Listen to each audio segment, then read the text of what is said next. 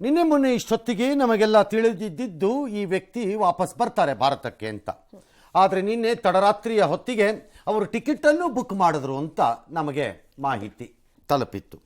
ಆ ಎಲ್ಲ ಮಾಹಿತಿಗಳ ಮುಂದುವರಿದ ಭಾಗವಾಗಿ ಈಗ ಕೌಂಟ್ ಡೌನ್ ಶುರುವಾಗಿದೆಯಂತೆ.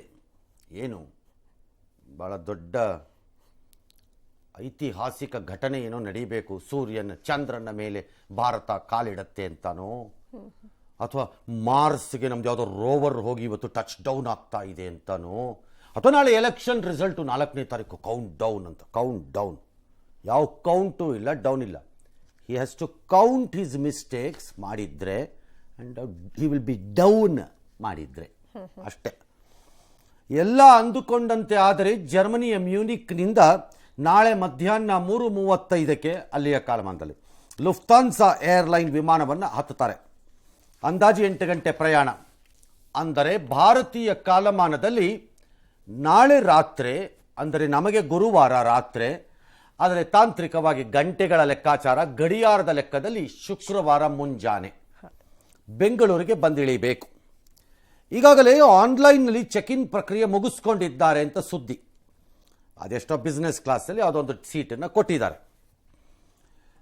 ಬಂದ ಕೂಡಲೇ ಆತನನ್ನು ಬಂಧಿಸಲು SIT ಸಕಲ ಸಿದ್ಧತೆ ಮಾಡಿಕೊಂಡಿದೆ. ಈಗಾಗಲೇ ಏರ್ಪೋರ್ಟ್ನಲ್ಲಿ SIT ಅಧಿಕಾರಿಗಳು ಠಿಕಾಣಿ ಹೂಡಿದ್ದಾರೆ ಅಂತ ನಮ್ಮವರ ವರದಿ. ಠಿಕಾಣಿ ಹೂಡಿದ್ರೆ ನನಗೆ ಅದಕ್ಕಿಂತ ದೊಡ್ಡ ಜೋಕು ಇನ್ನೊಂದಿಲ್ಲ. ಯಾಕೆ ಸರ್? ಎಂತ ಇದಪ್ಪ ಜೋಕ್ಸ್ ಮಾಡ್ತೀರಿ? ವೇರ್ ವಿಲ್ ಯು ಗೋ ಅಪ್ಪ, ವೇರ್ ವಿಲ್ ಯು ಗೋ? ನಾಳೆ ಬೆಳಗ್ಗೆನೂ ಅಲ್ಲ, ಜಾವ ಶುಕ್ರವಾರ ಬೆಳಗ್ಗೆ ಅಂದರೆ ಗುರುವಾರ ಮಧ್ಯರಾತ್ರಿ ಎಲ್ಲಿಗೆ ಹೋಗ್ತಾರಪ್ಪ? ಆ ವಿಮಾನ ಟಚ್ ಡೌನ್ ಆದಾಗ ನೀವು ವಿಮಾನದ ಏರ್ಪೋರ್ಟ್ ಒಳಗಡೆ ಇದ್ರೂ ಸಾಕೆ, ಕರ್ಕೊಂಡ್ಬರ್ಬೋದು. ಎಲ್ಲಿಂದ ಓಡೋಗ್ಬೇಕು? ಎಲ್ಲಿ ಓಡೋಗೋಕ್ಕಾಗತ್ತೆ? ಈಗಲೇ ಠಿಕಾಣಿ ಹಾಕಿದ್ರೆ I am completely surprised and immature behaviour of officers ಅಷ್ಟೇ. ಕ್ಲಿಯರ್ ಆಗಿ ಮಾಡಿದ್ರೆ ಹೇಳ್ತಾ ಇದ್ದೀನಿ. ಪ್ರಜ್ವಲ್ ವಿರುದ್ಧ ಲುಕೌಟ್ ನೋಟಿಸ್ ಇದೆ.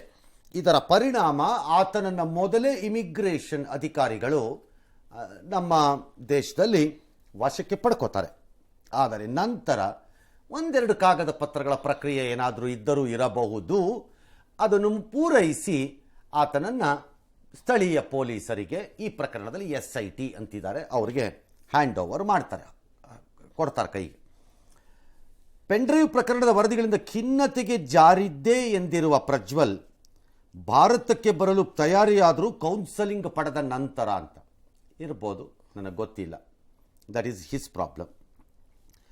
ರಾಜತಾಂತ್ರಿಕ ಪಾಸ್ಪೋರ್ಟ್ ಅವಧಿ ಮುಗಿದೋಗ್ತಾ ಇದೆ, ಹಾಗಾಗಿ ಬೆದರಿ ಓಡಿ ಬರುತ್ತಿದ್ದಾರೆ ಅಂತ ಕೆಲವರ ಲೆಕ್ಕಾಚಾರ. ಈಗ ಬಂದಿರೋ ಮಾಹಿತಿ ಪ್ರಕಾರ ಹಾಗೇನಿಲ್ಲ. ಪಾಸ್ಪೋರ್ಟ್ ಅವಧಿ ವ್ಯಾಲಿಡಿಟಿ ನವೆಂಬರ್ವರೆಗೂ ಇದೆ ಅಂತ ಹೇಳ್ತಿದ್ದಾರೆ.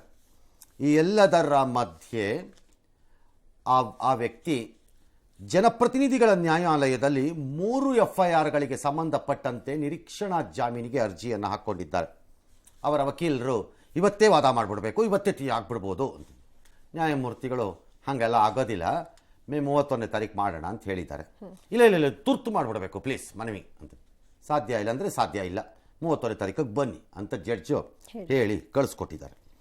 ಈ ಮಧ್ಯೆ ಅವರ ಬಂಧನಕ್ಕೆ ಆಗ್ರಹಿಸಿ ನಾಳೆ ಹಾಸನದಲ್ಲಿ 113 ಸಂಘಟನೆಗಳು ಪ್ರತಿಭಟನೆ. ಇಲ್ಲಿವರೆಗೂ ಏನು ಮಾಡ್ತಿದ್ರು ಈ ಸಂಘಟನೆಗಳು?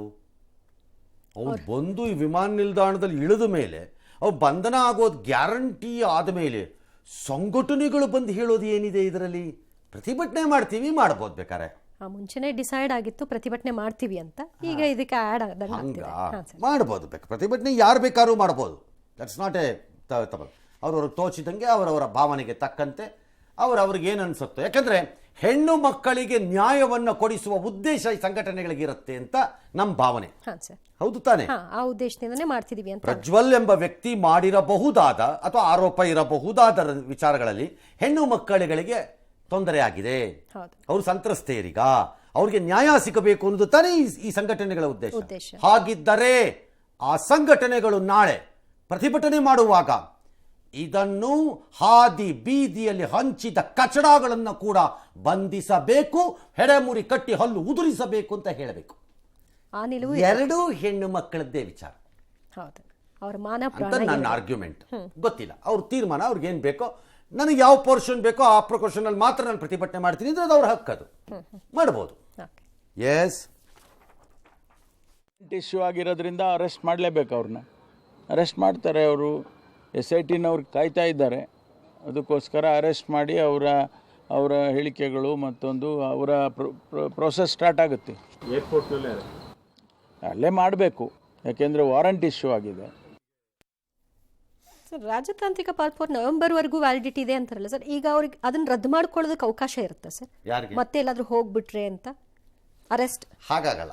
ನ್ಯಾಯಾಲಯ ಆ ರೀತಿಯ ಅನುಮಾನಗಳದಕ್ಕೆ ಬಂದರೆ ಅಥವಾ ಪ್ರಾಸಿಕ್ಯೂಷನ್ ಅಂದರೆ ಸರ್ಕಾರದ ಪರವಾಗಿ ಅಂತಹ ಅನುಮಾನಗಳನ್ನು ನ್ಯಾಯಾಲಯದ ಮುಂದೆ ವ್ಯಕ್ತಪಡಿಸಿದ್ರೆ ಇವರಿಗೆ ನಾಳೆ ಈಗ ಅರೆಸ್ಟ್ ಆಗ್ತಾರೆ ಫಸ್ಟ್, ಹಾಗೆ ಆಗತ್ತದು. ಬಂದರೆ ಹೇಳ್ತಾ ಇದ್ದೀನಿ, ಕಾರಣ ಬಂದರೆ ಯಾಕೆ, ಇನ್ನು ರೇ ಯಾಕೆ, ಬಹಳ ಸರಳ. He is applied for anticipatory ಬೇಲ್ಗೆ ಇವತ್ತು ಜಾಮೀನು, ನಿರೀಕ್ಷಣಾ ಜಾಮೀನು ಕೇಳ್ತಾ ಇದ್ದಾರೆ. ಕೇಳಲಿಕ್ಕೆ ಭಾರತದ ಪ್ರಜೆಯಾಗಿ ಭಾರತದ ಕಾನೂನಿನ ಪ್ರಕ್ರಿಯೆಗಳು ಮತ್ತು ನಿಯಮಾವಳಿಗಳ ಪ್ರಕಾರ ಎಲ್ಲ ಹಕ್ಕು ಇದೆ, ಅದನ್ನಿಲ್ಲ ಅಂತ ಹೇಳಲಿಕ್ಕೆ ಬರಲ್ಲ ನಾವು. ಅದು ಯಾರಿಗಾದ್ರೂ ಇದೆ, ಅದನ್ನು ಅವ್ರು ಬಳಕೆ ಮಾಡ್ಕೋತಿದ್ದಾರೆ. ನ್ಯಾಯಾಲಯ ಒಪ್ಪತ್ತೋ ಬಿಡತ್ತೋ ನ್ಯಾಯಾಲಯಕ್ಕೆ ಬಿಟ್ಟಿದ್ದದು ಸರಿ, ಆದರೆ ಅದರ ವಿಚಾರಣೆ 31ಕ್ಕೆ ಹೋಗಿದೆ. ಹಾಗಾಗಿ ಯಾರು ವಕೀಲರು ಅಥವಾ ಆತ್ಮೀಯರೋ ಅದು ಹೆಂಗಿದ್ರು ಒಂದು ಹಾಕಿದೀವಲ್ಲ, ಅವ್ನು ನೋಡ್ಬಿಡೋಣ ಸಿಗತ್ತಾ ಇಲ್ವಾ ಅಂತ, ಅದಾದ್ಮೇಲೆ ಬಂದ್ಬಿಡು ಅಂತ ಅಡ್ವೈಸ್ ಮಾಡಿದ್ದಾರೆ. ಅವ್ರು ಅದನ್ನು ಒಪ್ಪಿಕೊಂಡರೆ ಆಗ ನಾಳೆ ಬರದೇ ಇರಬಹುದು. ಸರ್, ಚೆಕ್ ಇನ್ ಏನು ಹೋಗ್ದಿದ್ರು ಆಯ್ತು ಏರ್ಪೋರ್ಟ್ಗೆ ಅಷ್ಟೇ, ಟಿಕೆಟ್ ಲಾಸು, ಏರ್ಲೈನ್ಗೆ ಕಾಸು ಉಳ್ಕತ್ತದೆ ಅಷ್ಟೇ. ಆ ಮುಜುಗರ, ಆ ಅವಮಾನ ಅವ್ರವ್ರಿಗೆ ಬಿಟ್ಟಿದ್ದು. I cannot comment on those things, ಅದು ಅವ್ರಿಗೆ ಬಿಟ್ಟಿದ್ದು. ಇದು ಒಂದು ವೇಳೆ ಇದು ಯಾವುದು ಬೇಡ ಹೇಳಿ ಅಂತ ಬಂದರೆ ವಿಮಾನ ನಿಲ್ದಾಣದಲ್ಲಿ ಅವ್ರನ್ನ ಬಂಧನ ಆದ ನಂತರ ಅಫಿಷಿಯಲಿ SIT ಅವರನ್ನು ಖಡಾಖಂಡಿತವಾಗಿ ಖಚಿತವಾಗಿ ನ್ಯಾಯಾಧೀಶರ ಮುಂದೆ ಹಾಜರುಪಡಿಸಬೇಕು 24 ಗಂಟೆಗಳಲ್ಲಿ. ಅದು ಶನಿವಾರ ಬೆಳಗಿನ ಜಾವನೂ ಆಗ್ಬೋದು ಅಥವಾ ಶುಕ್ರವಾರ ಬೆಳಗಿನ ಜಾವ ಆಗಿದ್ದರಿಂದ ಶುಕ್ರವಾರ ರಾತ್ರಿನೇ ಆಗಬಹುದು, ಯಾವಾಗಲೂ ಆಗ್ಬೋದು, ರಾತ್ರಿನೋ ಬೆಳಗ್ಗೆನೋ ಮಧ್ಯಾಹ್ನನೋ ಆಗ್ಬೋದು. ಬಹು ಸಹಜವಾಗಿ ಈ ವಿಶೇಷ ತನಿಖಾ ತಂಡ ಅವರನ್ನು ತಮ್ಮ ಕಸ್ಟಡಿಗೆ ಕೇಳ್ತಾರೆ. ನಮಗೆ ಬೇಕಿವರು, ನ್ಯಾಯಾಲಯ ಮಾನ್ಯ ಮಾಡ್ಬೋದು, ಅದನ್ನು ಮಾಡುತ್ತೆ ಅಂತ ನಾನು ಅನ್ಕೊಂಡಿದ್ದೀನಿ, ನಂಗೆ ಗೊತ್ತಿಲ್ಲ ಹೇಗೆ. ಕಸ್ಟಡಿ ಕೊಟ್ಟ ಮೇಲೆ, ಕಸ್ಟಡಿ ಮುಗಿದ ನಂತರ ಅವರು ನ್ಯಾಯಾಂಗ ಬಂಧನಕ್ಕೆ ಅಂದರೆ ಜೈಲಿಗೆ ಹೋಗಬೇಕು. ಬಟ್ ಆಗಲ್ಲೊಂದು ಕಡ್ಡಿ ಇರಬಹುದು ಅನ್ಕೊಂಡಿದ್ದೀನಿ. 3 ಪ್ರತ್ಯೇಕ FIR ಇರೋದ್ರಿಂದ, ಇದು 3-4 ಎಷ್ಟೋ 3 ಅತ್ಯಾಚಾರ, 1 ಲೈಂಗಿಕ ದೌರ್ಜನ್ಯ ಇರೋದ್ರಿಂದ ಒಂದೊಂದರಲ್ಲಿ ಒಂದೊಂದು ಸರಿ ಇವರು ಬಂಧನವನ್ನು ತೋರಿಸ್ತಾ ಹೋದರೆ ಒಂದೊಂದು ಪ್ರಕರಣದಲ್ಲೂ ಅವ್ರು ಪೊಲೀಸ್ ಕಸ್ಟಡಿ ಕೇಳ್ಬೋದು ಬೇಕಾರೆ. ಸಪರೇಟ್ ಆಗಿ ಕೇಳ್ಬೋದು. ಸಪರೇಟ್ ಆಗಿ ಇವ್ರು ಬೈಲು ತಗೋಬೇಕು ಎಲ್ಲದಕ್ಕೂ. 3 ಒಟ್ಟಿಗೆ ಹಾಕೊಂಡು ಕೇಳೋ ತರ ಬರಲ್ಲ, ಹಂಗಿರಲ್ಲ. ಸಪರೇಟ್ ಆಗಿ ಕೊಡ್ಬೋದು, ಒಟ್ಟಿಗೆ ಇವ್ರು ಹಾಕ್ಬೋದು. ನ್ಯಾಯಾಲಯ ಕನ್ಸಿಡರ್ ಮಾಡುತ್ತೋ ಬಿಡುತ್ತೋ ಗೊತ್ತಿಲ್ಲ, ಅದು ಬೇರೆ ವಿಚಾರ. ಹಾಕ್ಬೋದು ಬೇಕಾದ್ರೆ, ಕನ್ಸಿಡರ್ ಮಾಡ್ತಾರೋ ಇಲ್ವೋ. ಹಾಗಾಗಿ JC ಆಚೆ ಬರಬೇಕು. ಎಲ್ಲಿ? ನ್ಯಾಯಾಂಗ ಬಂಧನದಿಂದ. ನ್ಯಾಯಾಂಗ ಬಂಧನದಿಂದ ಆಚೆ ಬರುವ ಹಂತದಲ್ಲಿ ನಿಮ್ಮ ಪ್ರಶ್ನೆ ಈಗ ಪಾಸ್ಪೋರ್ಟ್. ಆಗ ನ್ಯಾಯಾಲಯ ಏನಾದರೂ ಅವರಿಗೆ ಜಾಮೀನನ್ನು ಕೊಟ್ಟರೆ ಅವರಿಗೆ ಷರತ್ತುಗಳನ್ನು ಹಾಕ್ತಾರೆ. ಈ ಷರತ್ತುಗಳಲ್ಲಿ ಒಂದು ಷರತ್ತು ಇದಿರುತ್ತೆ ಅಂತ ನಾನು ಅನ್ಕೊಂಡಿದ್ದೀನಿ. We debar you from travelling abroad, restrained not to travel, surrender your passport ಅಂತ ಕೇಳಬಹುದು. ನಂಗೆ ಗೊತ್ತಿಲ್ಲ, ಅಗೈನ್ ಇಟ್ಸ್ ಲೆಫ್ಟ್ ಟು ನ್ಯಾಯಾಲಯ ಹೇಗೆ ನೋಡುತ್ತೆ ಅಂತ. ಇನ್ನು ಪ್ರಜ್ವಲ್ ರೇವಣ್ಣ ಮೊನ್ನೆಯ ವಿಡಿಯೋವನ್ನು ಸಚಿವ ಪ್ರಿಯಾಂಕ್ ಖರ್ಗೆ ತಮ್ಮದೇ ಶೈಲಿಯಲ್ಲಿ ವ್ಯಾಖ್ಯಾನಿಸಿದ್ದಾರೆ. ಪ್ರಜ್ವಲ್ ಮುಖದಲ್ಲಿ ಖಿನ್ನತೆಯ ಯಾವುದೇ ಲಕ್ಷಣಗಳು ಕಾಣಿಸ್ತಾ ಇಲ್ಲ. ಬಿಜೆಪಿ ನಾಯಕರ ನಿರ್ದೇಶನದ ಮೇರೆಗೆ ಪ್ರಜ್ವಲ್ ರೇವಣ್ಣ ದೇಶಕ್ಕೆ ವಾಪಸ್ ಆಗ್ತಿದ್ದಾರೆ ಅಂತ ಪ್ರಿಯಾಂಕ್ ಖರ್ಗೆ ವ್ಯಾಖ್ಯಾನಿಸಿದ್ದಾರೆ. ಆದರೆ ಇದಕ್ಕೆ ಮಾಜಿ ಮಂತ್ರಿ ಅಶ್ವಥ್ ನಾರಾಯಣ್ ತಿರುಗೇಟು ಕೊಟ್ಟು ಬಾಯಿಗೆ ಬಂದಂತೆ ಮಾತನಾಡ್ತಾ ಇದ್ದೀರಿ ಪ್ರಿಯಾಂಕ್ ಖರ್ಗೆ ಅವರೇ, ಅದಕ್ಕೆ ತಕ್ಕ ಪ್ರತಿಫಲವನ್ನು ಅನುಭವಿಸ್ತೀರಾ ಅಂತ ಎಚ್ಚರಿಸಿದ್ದಾರೆ. ಇನ್ನು ಪ್ರಜ್ವಲ್ ರೇವಣ್ಣ ಕುರಿತು ಯಾವುದೇ ಪ್ರಶ್ನೆಗೆ ಉತ್ತರಿಸಲು ಜೆಡಿಎಸ್ ನಾಯಕರು ನಿರಾಕರಿಸ್ತಾ ಇದ್ದಾರೆ. ಆಶ್ಚರ್ಯ ಏನಕ್ಕಂದ್ರೆ ಖಿನ್ನತೆಗೊಳಗಾಗಿದ್ದಾರಂತೆ. ಆ ವಿಡಿಯೋ ನೋಡಿದ್ರೆ ತಮಗೆ ಅನ್ಸುತ್ತಾ? ಕ್ಲೀನಾಗಿ ಸಲೂನ್ ಗಿಲೀನಿಗೆ ಹೋಗಿ ಬಂದಂಗಿದೆ. ಅದರಲ್ಲಿ ಈ ವಿಶೇಷ ವ್ಯಕ್ತಿ ಬಗ್ಗೆ ಎಷ್ಟು ಕಮ್ಮಿ ಮಾತಾಡಿದ್ರು ಒಳ್ಳೇದು. ಆಗ ನಾನೇನು ಹೆಚ್ಚು ವಿಶೇಷ ವ್ಯಕ್ತಿ ಬಗ್ಗೆ ಮಾತಾಡಲ್ಲ. ನಾಲ್ಗೆ ಇದೆ ಅಂತ ಹೇಗೆ ಬೇಕಾದ್ರೂ ಮಾತಾಡ್ತಾರೆ. ಅವ್ರ ರೀತಿ ಮಿತಿ ಏನೂ ಇಲ್ಲ. ಪ್ರತಿಫಲ ಆಗಲೇ ಅನುಭವಿಸಿದ್ದಾರೆ.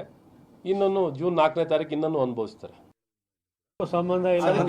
ಸಂಬಂಧ ಇಲ್ಲ. ದಯಮಾಡಿ ಆ ವಿಚಾರ ಇಲ್ಲಿ ಪ್ರಸ್ತಾಪ ಮಾಡಬೇಡಿ. ಪಕ್ಷದಿಂದ ಹೊರ ಹಾಕಿದೀವಿ. ಆ ಸಬ್ಜೆಕ್ಟ್ ರೈಸ್ ಮಾಡಬೇಡಿ ಪ್ಲೀಸ್. ಟೆಕ್ನಿಕಲಿ JDS ಪಕ್ಷದಿಂದ ಹೊರಗಾಕಿರೋದ್ರಿಂದ ಅವ್ರು ಆನ್ಸರ್ ಮಾಡಬೇಕಾಗಿಲ್ಲ, ಅದು ಅವ್ರ ಹಣೆ ಬರಹ. ಇನ್ನು ಪ್ರಿಯಾಂಕ್ ಖರ್ಗೆ ಖಿನ್ನತೆ ಹೇಳ್ತಿದ್ದಾರೆ. ಮುಖದೆಲ್ಲ ಕಾಣಿಸ್ತಾ ಇಲ್ಲ. ಪ್ರಿಯಾಂಕ್ ಖರ್ಗೆ ಮನಃಶಾಸ್ತ್ರಜ್ಞನೂ ಮನೋತಜ್ಞರೇನಲ್ಲ. ನೀವೇನಲ್ಲ ಮುಖಲಕ್ಷಣ ನೋಡಿ ಹೇಳಕ್ಕೆ.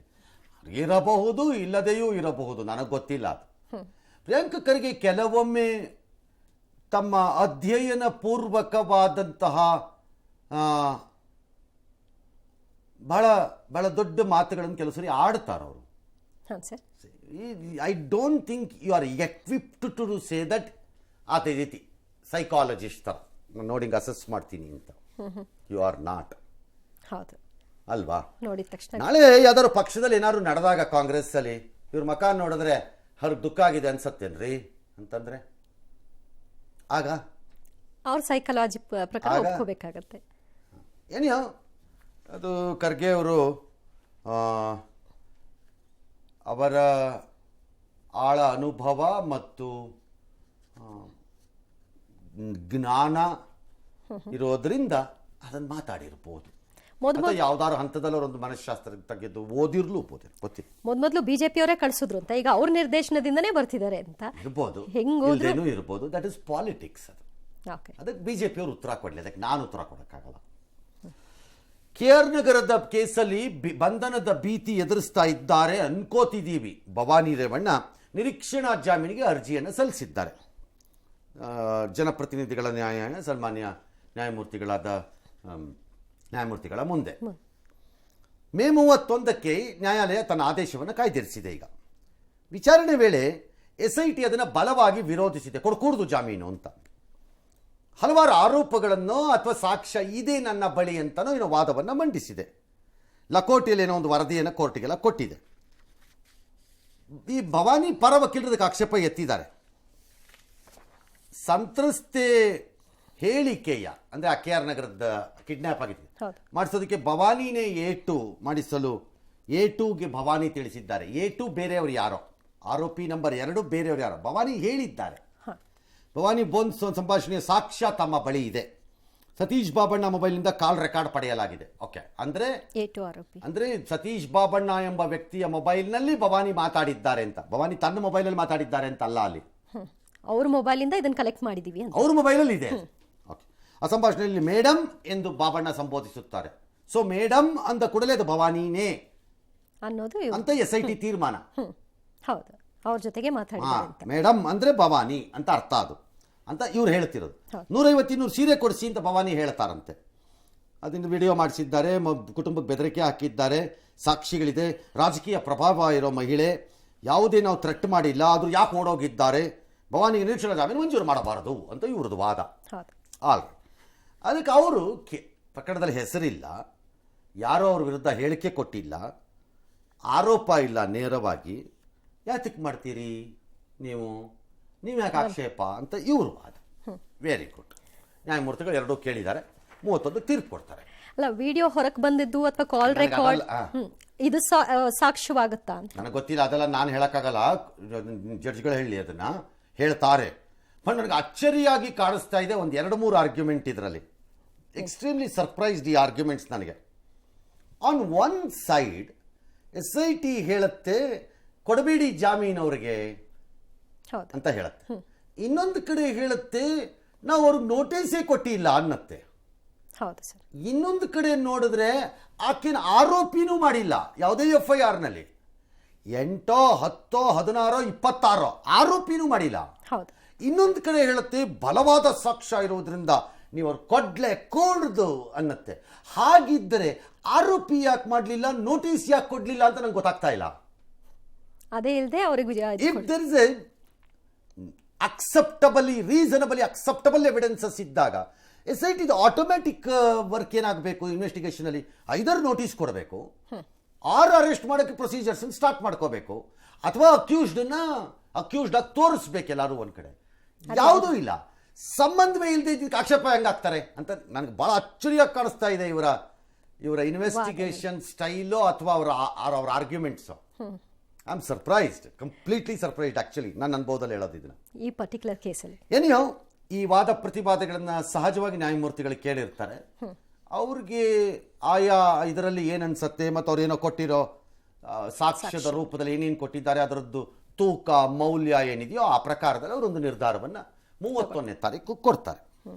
ಹಾಸನದ 3 ಕಡೆ ನಿನ್ನೆ ರಾತ್ರಿಯವರೆಗೂ SIT ಶೋಧ ಕಾರ್ಯ ನಡೆಸಿತು. ಹಾಸನದಲ್ಲಿರುವ ಸಂಸದರ ನಿವಾಸವನ್ನು ಸತತ 10 ಗಂಟೆ ಜಾಲಾಡಿದೆ SIT ಟೀಮ್. ಸೂಕ್ಷ್ಮವಾಗಿ ಒಂದಷ್ಟು ಮಾಹಿತಿಗಳನ್ನು ಕೂಡ ಸಂಗ್ರಹ ಮಾಡಿದೆ. ಪ್ರಜ್ವಲ್ ರೇವಣ್ಣ ಮಲಗ್ತಾ ಇದ್ದ ಕೊಠಡಿಯಲ್ಲಿದ್ದ ಹಾಸಿಗೆ, ದಿಂಬು, ಹೊದಿಕೆ ಹಾಗೂ ಇತರೆ ವಸ್ತುಗಳನ್ನು ವಶಕ್ಕೆ ಪಡ್ಕೊಂಡಿದೆ.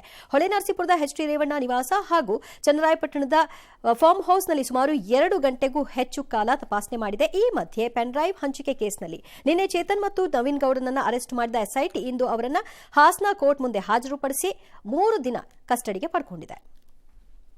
ಇನ್ನೊಂದು ಸರಿ ಹೇಳ್ತೀನಿ, ದಾಳಿ ಮಾಡಿ ಪೂರಕ ಸಾಕ್ಷ್ಯಗಳಾಗಿ, ಐ ಹೋಪ್ ಅದು ಸಾಕ್ಷ್ಯ ಅನ್ಕೊಂಡಿದ್ದೀನಿ, ಏನನ್ನ ಪ್ರಜ್ವಲ್ ರೇವಣ್ಣ ಮಲಗ್ತಿದ್ದ ಕೊಠಡಿಯಲ್ಲಿದ್ದ ಹಾಸಿಗೆ, ದಿಂಬು, ಹೊದಿಕೆ ಇದನ್ನು ವಶಕ್ಕೆ ಪಡೆದಿದೆ. ಪಡಿಬೋದು, ಅವರಿಷ್ಟ. ಐಒ ತನಿಖಾಧಿಕಾರಿಯ ಪರಿವ್ಯಾಪ್ತಿಯಲ್ಲಿ ಅವೆಲ್ಲ ಇಂಪಾರ್ಟೆಂಟ್ ಇರಬಹುದೇನೋ, ನಂಗೆ ಗೊತ್ತಿಲ್ಲ. ಯಾಕೆ ಹೇಳ್ತಾ ಇದ್ದೀನಿ ಅಂತಂದರೆ ನನಗೆ again I was little taken aback ಈ ರಿಕವರಿ ಬಗ್ಗೆ. ಅದನ್ನು ತೋರಿಸ್ತಾರೋ ಇಲ್ವೋ ನಾಳೆ ದಾಖಲೆನಲ್ಲಿ ನನಗೆ ಗೊತ್ತಿಲ್ಲ. ಎಲ್ಲ ಪ್ರಕರಣಗಳು ಟೆಕ್ನಿಕಲಿ ನಡೆದಿರೋದು 2 ವರ್ಷದ ಹಿಂದೆ ಅಂತನೋ ಏನೋ ಇದ್ದಂಗಿದೆ. 2 ವರ್ಷದ ಹಿಂದಿನ ಪ್ರಕರಣ ಅಂತ ಇದೆ ಸದ್ಯಕ್ಕೆ, ನಮಗೆ ಗೊತ್ತಿಲ್ಲ. ಅದಾದ್ಮೇಲೆ ನಡೆದಿದೆಯೋ ಬಿಟ್ಟಿದೆಯೋ ನನಗೇನು ಗೊತ್ತಿಲ್ಲ. 2 ವರ್ಷದ ಹಿಂದೆ ನಡೆದಿದ್ರೆ ಹಾಸಿಗೆ, ದಿಂಬು ಅಥವಾ ಹೊದ್ದಿಗೆ ಇದು ವಾಶ್ ಆಗಿ ಕ್ಲೀನ್ ಆಗಿರಲ್ವಾ? ಹಾಗೆ 2 ವರ್ಷ ಹಂಗೆ ಮಲ್ಕೊಂಡಿರ್ತಾರ ಯಾರು? ಏನಪ್ಪ ವಿಚಿತ್ರ, ಗೊತ್ತಿಲ್ಲ. ಅಥವಾ ಅವ್ರಿಗೇನಾದ್ರು ಎಕ್ಸ್ಟ್ರಾ ಮಾಹಿತಿ ಇದ್ದು ಆ ರೀತಿ ಅದನ್ನು ವಶಪಡಿಸ್ಕೊಂಡಿದ್ದಾರೋ ಇದರಿಂದ ಅವ್ರಿಗೇನು ಗೊತ್ತಿಲ್ಲ. ಏನಾದ್ರು ಇರ್ಬೋದು, ಇಲ್ದಿದ್ರೆ ಏನಕ್ಕೆ ಅದನ್ನು ವಶಪಡಿಸ್ತಾರೆ? Because in a sexual assault cases ಅಲ್ಲಿ ಮೇಜರ್ ಥಿಂಗ್ ರಿಕ್ವೈರ್ಡ್ ಈಸ್ ಆ ಹಾಸಿಗೆ ಅಥವಾ ಹೊದಿಕೆ ಅಥವಾ ಅವರು ಧರಿಸುತ್ತಿರುವ ಉಡುಪುಗಳು, ಇವು ಬಹುಮುಖ್ಯವಾಗಿ ಸಾಕ್ಷ್ಯ ಆಗಬಹುದು. ಅದರಲ್ಲಿ ಅದಕ್ಕೆ ಸಂಬಂಧಿಸಿದ ದೈಹಿಕವಾದಂತಹ ಸಾಕ್ಷ್ಯಗಳ ಲಭ್ಯತೆ ಇದ್ದರೆ ಅದು ಯಾವಾಗ ಇರಬೇಕದು? ಜನರಲಿ ಪ್ರಕರಣ ಅಮೆರಿಕದ ಅಧ್ಯಕ್ಷರ ಒಬ್ಬರ ಮೇಲೆ ಹಿಂದೆ ಅಂತ ಆರೋಪ ಒಂದು ಬಂದಾಗ ಒಂದು ಹೆಂಗಸಿಂದ ಅವ್ರ ಜೊತೆ ಕೆಲಸ ಮಾಡ್ತಿದ್ದಿದ್ದು ಹೆಂಗಸೋ ಏನೋ, ದೀರ್ಘಕಾಲದ ನಂತರ ಆಕೆಯ ಆರೋಪ ಅಥವಾ ಮಾಹಿತಿ ಹೊರಕ್ಕೆ ಬಂದರೂ ಆಕೆ ಕೈಯಲ್ಲಿ ಇದ್ದ ಒಂದು ಕರವಸ್ತ್ರ ಎಲ್ಲವನ್ನೂ ಬದಲಾಯಿಸಿತ್ತು. ಅವತ್ತು ಆಕೆ ಇಟ್ಟುಕೊಂಡಿದ್ದ, ಕಾಪಾಡಿಕೊಂಡಿದ್ದ ಒಂದು ಕರವಸ್ತ್ರ. ಈಗ ಇಲ್ಲಿ ನನಗೆ ಅರ್ಥ ಆಗ್ತಿಲ್ಲ, 2 years and after how does this becomes may be ಅಂದರೆ ರೈಡ್ ಮಾಡಿದ್ದಾರೆ ಅಂದ ಮೇಲೆ ಅವ್ರಿಗೇನೋ ಇರಬೇಕು ಅಂತ ನಾವು ಅನ್ಕೋಬೇಕೀಗ. ಆಲ್ ರೈಟ್, ಏನೋ ನನಗಿದೆಲ್ಲ ಇಂಪಾರ್ಟೆಂಟ್ ಅಲ್ಲ. ಯಾಕಂದರೆ ಈ ಥರ ಸಾಕ್ಷ್ಯ ಸಂಗ್ರಹ, ಈ ಥರ ದಾಳಿ, ಈ ಥರದ ಇನ್ವೆಸ್ಟಿಗೇಷನ್ ನಡೀತಿದ್ದಾಗ ಹೊರಗೆ ಬರೋ ಕತೆಗಳು ಇದನ್ನೆಲ್ಲ ನಾನು ತುಂಬ ನೋಡಿದ್ದೀನಿ. ನಾಳೆ ಕೋರ್ಟ್ಗೆ ಬಂದಾಗ ಅವುಗಳು ಏನಾಗ್ಬಿಡುತ್ತವೆ ಅಂತ. ನಮಗೆ ಬೇಕಾಗಿರೋದು ನಮ್ಮನ್ನು ನಡುಗಿಸುತ್ತಿರುವ, ನಮ್ಮ ನಂಬಿಕೆಗಳನ್ನೇ ಅಳ್ಳಾಡಿಸ್ತಾ ಇರುವಂತಹ, ಬಹಳ ಘಾಸಿ ಆಗಬಹುದಾದಂತಹ ಆರೋಪಗಳನ್ನು ಹೊತ್ತಿರುವ ಈ ವ್ಯಕ್ತಿ ಮಾಡಿದ್ದಾನ ಮಾಡಿಲ್ವಾ ಉತ್ತರ ಕೊಡಿ. ನಮಗೆ ಅಷ್ಟೇ ಬೇಕಾಗಿರೋದು, ಅದು ಪ್ರೂವ್ ಆಗಬೇಕು, ಅಷ್ಟೇ ಬೇಕಾಗಿರೋದು. Because we need to repair our selves. The way allegations have come completely destroying ಯಾರದ್ದೇ ಒಬ್ಬರ ನಂಬಿಕೆಗಳನ್ನು ಹೇಳ್ತೀನಿ, ಅಷ್ಟು ಮಾತ್ರ ನಿಜ. ಆದರೆ ಅದು ಆಗಿದೆಯಾ ಆಗಿಲ್ವಾ ಅನ್ನೋದನ್ನು ಜನರಿಗೆ ಹೇಳಿ, ಮಿಕ್ಕಿದ್ದೆಲ್ಲ ನೀವು ಏನಾದ್ರು ಮಾಡ್ಕೊಳ್ಳಿ. ಅದು ನಿಮಗೆ ಬಿಟ್ಟಿದ್ದು.